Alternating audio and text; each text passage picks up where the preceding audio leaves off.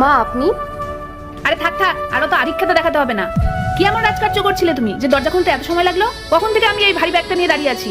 আসলে মা আমি ভেতরের ঘরে ছিলাম তো, তাই শুনতে পাইনি। আসুন আসুন, আপনি ভেতরে আসুন।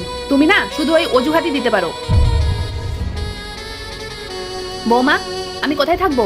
মা আসলে আপনার ঘরে রেনোভেশনের কাজ চলছে তো, তাই আপনি আমাদের ঘরে গিয়ে রেস্ট নিয়ে নিন।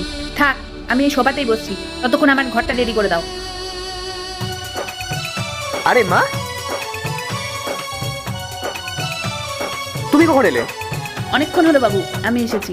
আচ্ছা মা, তুমি এভাবে এখানে সোফায় শুয়ে আছো কেন? আর বলিস না, বৌমা তো আমাকে ঘরে ঢুকতেই দিল না, বললো এই সোফাতে বসতে। আর তখন থেকে আমি এখানেই বসে আছি। আর এই ঠান্ডার মধ্যে আমার যে কি ঠান্ডা লাগছে। রাহুল, তুমি রেডি হয়ে গেছো? মা, তুমি একটা কাজ করো, তুমি আমাদের ঘরে গিয়ে রেস্ট নাও। মেঘা, কি হচ্ছে এসব? তুমি এই ঠান্ডার মধ্যে মাকে এখানে বসে দিয়েছো? আরে রাহুল, মায়ের ঘরে তো কাজ চলছে, তাই উনি এখানে বসেছিলেন। আরে মা যখন এখানে বসেছিল তখন তুমি মাকে একটা ব্ল্যাঙ্কেট এসে দিয়ে যেতে পারতে। তোমার মধ্যে কি এইটুকুনি মনুষ্যত্ববোধ বলে কিছু নেই? আসলে চুপ রাহুল, করো। আসলে উনি তো তোমার আসল মা না। যদি তোমার নিজের মা হতো তাহলে তুমি এটা করতে না। রাহুল তুমি আমাকে ভুল বুঝছো। চুপ করো। আমি ভুল বুঝছি? যখন সব সত্যিটা সামনে চলে এলো তখন আমি ভুল বুঝছি? তুমি জানো না মেঘা, আমার মা আমার জন্য কতটা স্যাক্রিফাইস করেছে, কতটা স্ট্রাগল করেছে, আর তার জন্যই আজকে আমি এত দূর আসতে পেরেছি। একটা কথা শুনে রাখো মেঘা, তোমাকে আমি এই কারণেই বিয়ে করে নিয়ে এসেছি যাতে তুমি আমার ফ্যামিলির খেয়াল রাখতে পারো, আমার মায়ের রেসপেক্ট করতে পারো। কথাটা মাথায় রেখো, বুঝেছো? মা, এই যে আপনার চা। আপনি তো অনেক টায়ার্ড হয়ে আছেন, তাই আমি আপনার জন্য আদা দিয়ে চা বানিয়ে এনেছি। এই নিন।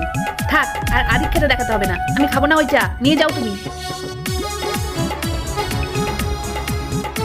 মা, কিছু খেয়েছো তুমি? কি খাবো? তোর বউ তো আমাকে এখনো খেতেই দেয়নি। আর খাবার তো দূরের কথা, জানি করতে যে লাভ ম্যারেজ করলি কে জানে। কিছু বলার নেই, আর পারছি না আমি, দাঁড়াও। মেঘা, মেঘা! কি হয়েছে রাহুল, এত চিৎকার করছো কেন? যেটা হয়েছে সেটা আমি তোমার থেকে আশাও করিনি, আর আমার মায়ের থেকে তো একদমই না। আমার মা যে এরকম করতে পারে সেটাই ভাবতেও পারিনি।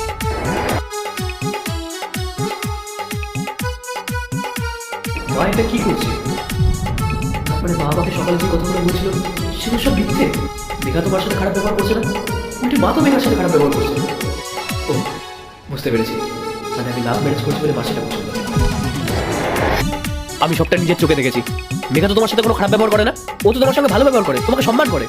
আর তুমি সব সময় বলো ও তোমাকে থাকতে দেয় না, খেতে দেয় না, তোমার সঙ্গে খারাপ ব্যবহার করে।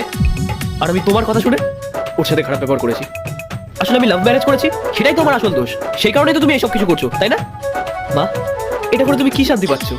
সরি বাবু, তুই লাভ ম্যারেজ করে বিয়ে করেছিস, আমার পছন্দ মতো মেয়েকে বিয়ে করিসনি, তাই আমি ভাবলাম ও হয়তো তোর খেয়াল রাখতে পারবে না।